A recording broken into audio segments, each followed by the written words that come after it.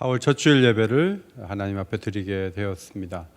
여전히 많은 일들을 정상적으로 감당하기 어려운 시점에 놓여 있지만 또 하나님 앞에 예배하기 위해서 힘을 다하신 여러분께 감사를 드립니다. 다음 주일이면 온라인 예배를 함께 드리고자 하는데 온라인 예배도 하고 또 현장에서 예배도 진행을 하고자 합니다.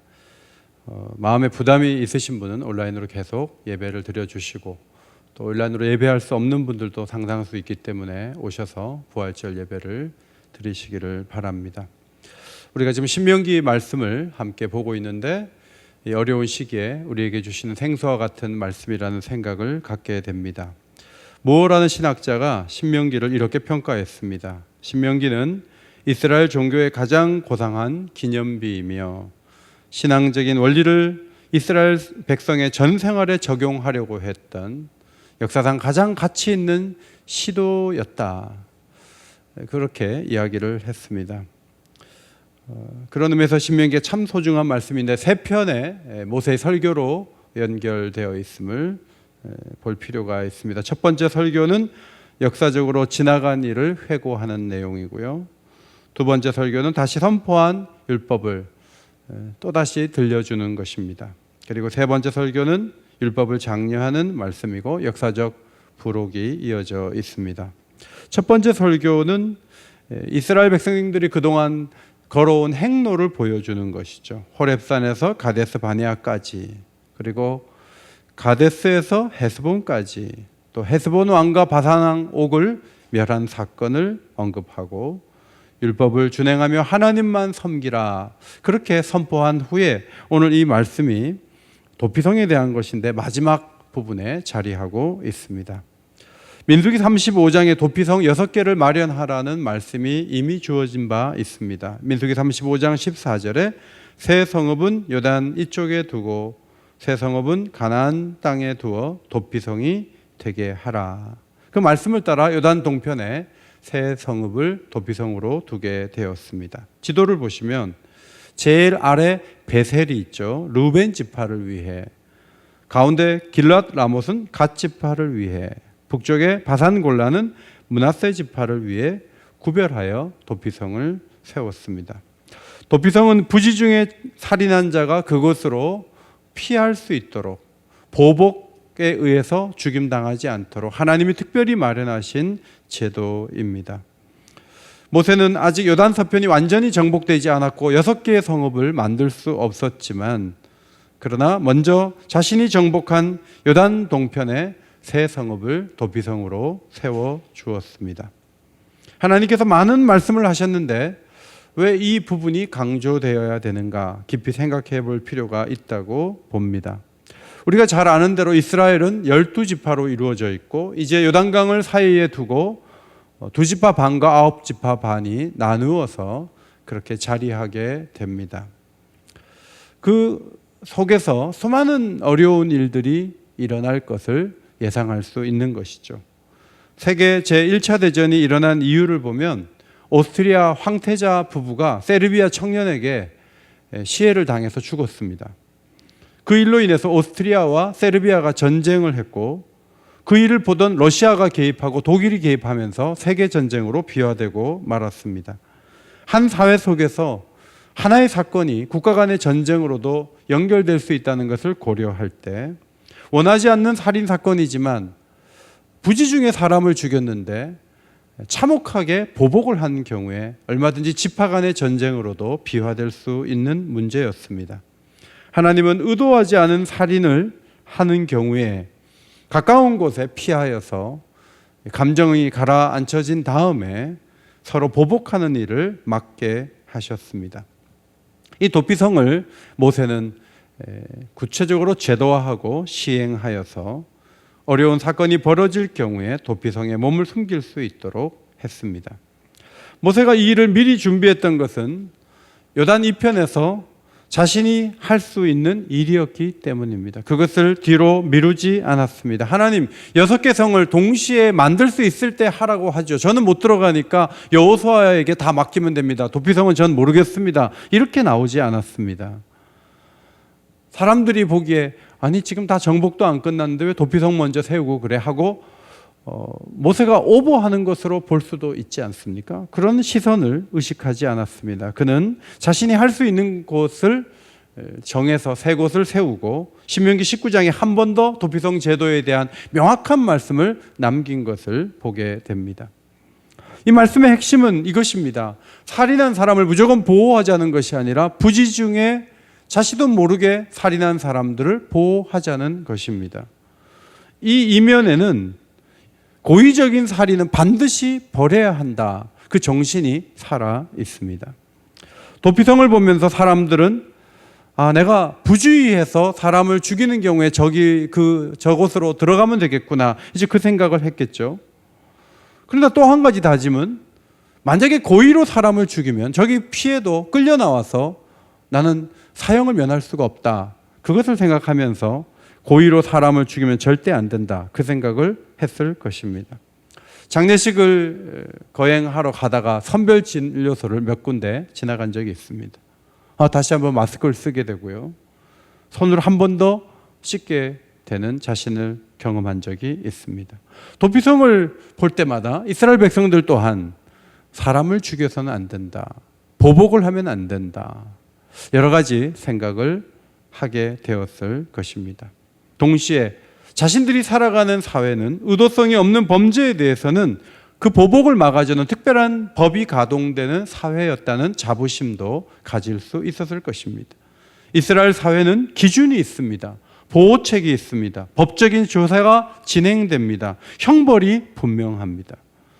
그런 사회를 꿈꾸시며 하나님은 도피성 제도를 허락하신 것이고 모세는 그 하나님의 의도를 읽었고 제도화하고 시행하는 자리까지 나아갔던 것입니다. 도피성 제도는 10계명 중에 6번째 계명과 관련이 있습니다. 살인하지 말라. 산상수훈에 보면 예수님께서는 살인하지 말라는 계명을 형제에게 노하지 말라는 계명으로 바꾸어 놓으십니다. 욕설을 하거나 미련한 놈이라고 해서도 안 됩니다. 그것 자체도 살인하지 말라는 계명을 어기는 것입니다. 예수님은 예물을 제단에 드리려다가 형제에게 원망 들을 만한 일이 생각나거든 예물을 그대로 두고 가서 서로 용서하며 화해하는 시간을 가지라고 가르치셨습니다. 도피성 제도는 고의성이 있는지 없는지 살인한 사건 후에 그것을 구분해서 고의성이 없는 자의 희생을 막기 위한 법이었지만 예수님은 살인하지 말라는 이 계명에 대해서 어떻게 법 해석을 합니까? 미리 분노를 조절하고 좋은 말을 건네면서 이 사건이 점점 더 커지고 누군가를 죽이는 사건으로 가지 않도록 예방에 가까운 법 시행을 명하셨습니다. 기회를 봐서 빨리 화해하고 법적인 분쟁까지 안 가는 것이 중요합니다. 평화라고 하는 것은 지키기가 사실은 어렵습니다. 말 한마디에 의해서 평화가 무너질 수 있고 화해를 미루면서 급격하게 분쟁할 수 있는 위험성이 우리 사회 안에는 공존하고 있습니다. 사과하는 말 한마디, 좋은 말을 건네는 인격. 이 고난주간에 우리가 그 부분을 위해서 기도해야 된다고 생각합니다. 하나님께 최선을 다하고 많은 것을 드리면서도 사람들과의 관계가 일그러져 있는 사람들이 많이 있습니다. 그 부분에서 우리가 자세를 바꾸어서 손을 내밀고 사랑의 관계를 복원하는 것, 그것이 우리가 할 일이죠. 여호수아 20장에 보면 모세가 명한 대로 여호수아도 새 성읍을 요단 서쪽에 정한 것을 보게 됩니다. 지도를 보게 되시면 제일 아래쪽에 게데스가 게데스를 지금 맡고 있네요. 납달리 산지에 게데스, 제일 위쪽에 게데스, 그 다음에 에브라임 산지에 세겜, 그 다음에 제일 아래 유다 산지에 기럇 아르바, 이렇게 세 개의 성을 준비하도록 명하셨습니다. 그래서 요단 동쪽 세 곳과 서쪽 세 곳이 준비되어서 보복자의 손에 의해서 죽지 않도록 6개의 성이 완성되었습니다. 이스라엘과 이방의 차이가 무엇입니까? 이방은 결과만 보고 살인 사건이 났다 그러면 그 결과만 보고 판단합니다. 그런데 이스라엘은 그렇지 않습니다. 하나님께서 부지 중에 실수한 것까지 수용할 수 있는 성을 마련했다는 점에서 이스라엘의 탁월함이 있는 것입니다. 예수님은 이 땅에 오셔서 십자가를 지시면서 제자들의 고의적인 배신 행위를 목격하셨습니다. 그리고 십자가에서 죽으셨습니다.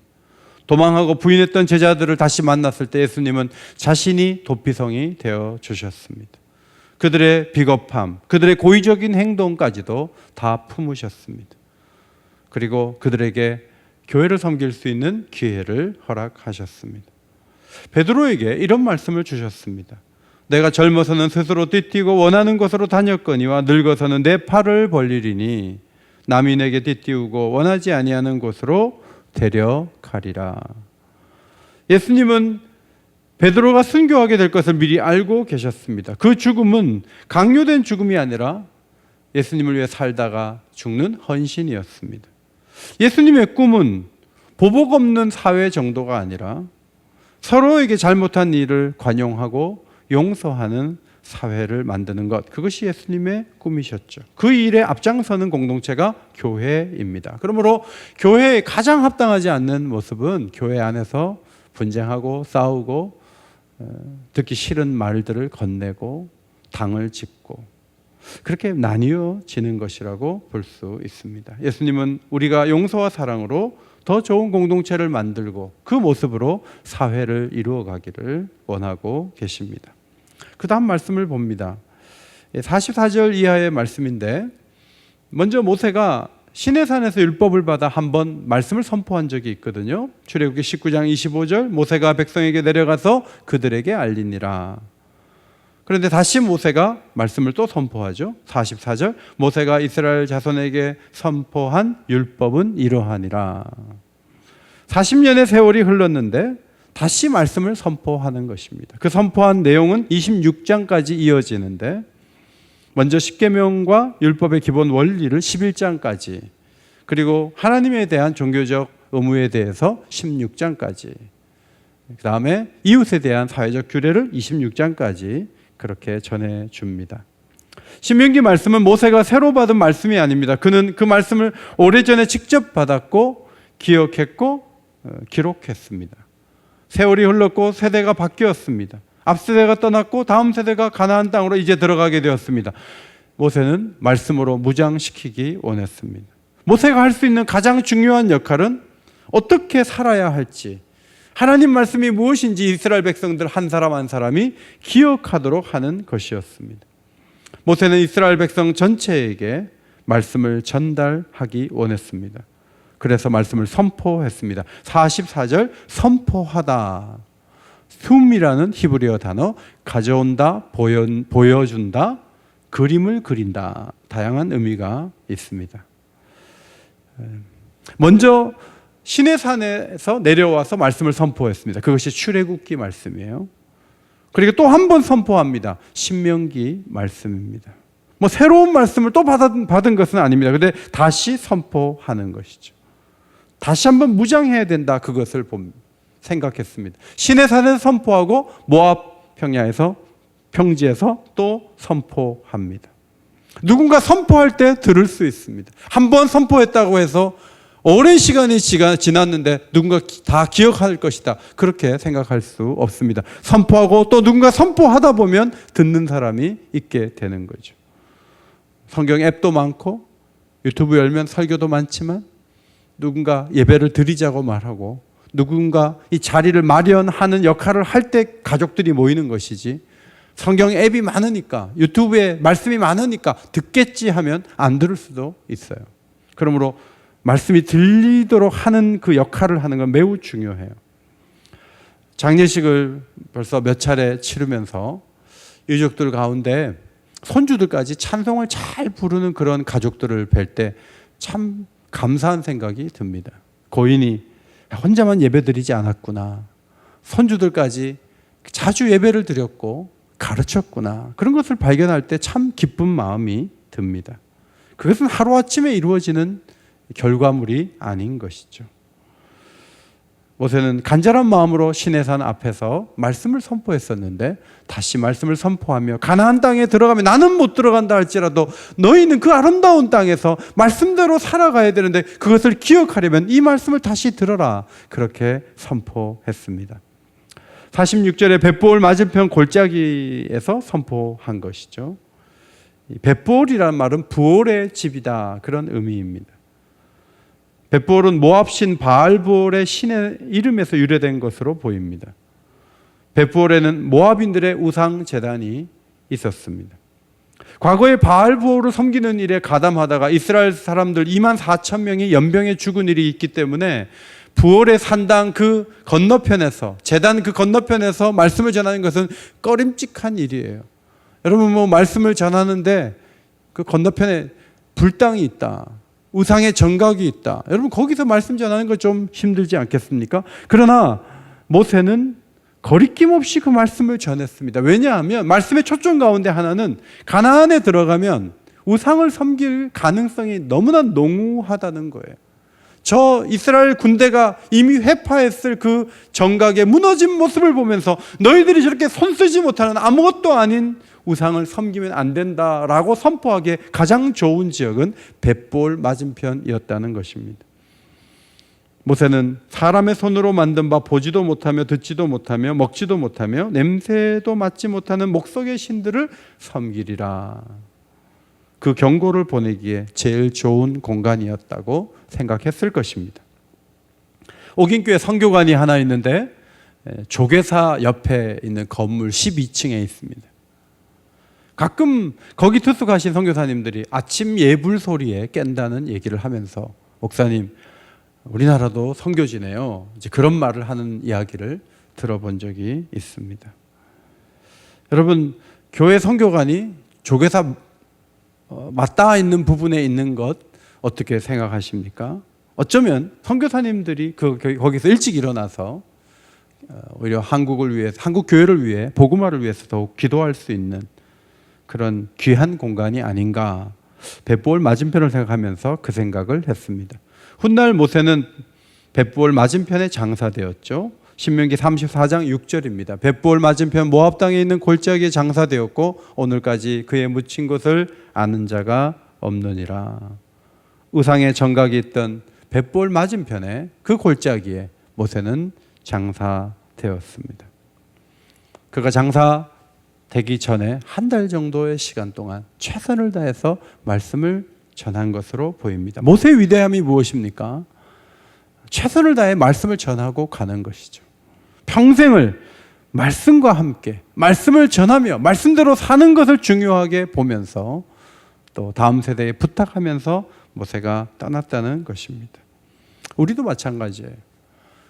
최선을 다해서 가르치고 우리의 신앙을 잘 계승하고 떠나는 것이 얼마나 중요한지 모릅니다. 벳보을 맞은편 땅은 헤스본 왕 시온에게 속했던 땅이고 그 위로 올라가면 바산 왕 옥이 다스리던 땅인데 모세가 다 빼앗았습니다. 그 얻은 땅은 땅의 그 위치를 48절과 49절에서 말하고 있는데 지도를 보시면은 아르논 골짜기 가장자리 아로엘에서부터 저 위쪽 헤르몬산까지, 그리고 49절은 비스가 느보산에서부터 저 아래 아라바 광야까지, 이렇게 요단 동편을 모세가 전쟁에서 이스라엘 군대와 함께 차지하게 되었고 그곳에서 하나님의 법이 실행될 약속을, 율법을 선포했습니다. 그는 요단을 건너지는 못했지만 끝까지 하나님 말씀을 선포하려고 애썼고 하나님이 약속하신 땅을 차지했습니다. 저는 최선을 다해서 땅을 얻고 말씀을 전한 모세에게 최고의 점수를 드리고 싶습니다. 훗날 다윗이 성전 건축을 하겠다고 했을 때 하나님 막으셨죠? 그러면 성전 건축은 아들이 하면 되겠네 하고 뒷짐지지 않고 다윗은 성전을 건축할 수 있는 최선의 준비를 하고 죽었습니다. 그래서 그 바탕 위에서 솔로몬은 성전을 지을 수 있었습니다. 꼭 우리가 쓰지 않아도 어떤 사람은 서론의 한 부분을 쓰다가 가는 것이고 어떤 사람은 본론의 한 부분을 쓰다 가는 거예요. 하나님의 논문이 있다고 한다면 한 부분 한 부분을 쓰고 어떤 사람은 각 줄을 쓰면서 자신의 인생을 다 드리는 거예요. 그러면서 하나님의 역사라는 큰 논문이 완성이 되는 거죠. 우리는 다 이룰 수 없습니다. 한 부분을 하고 가는 거예요. 그러나 하나님의 역사가 연결되고 이어지는 것입니다.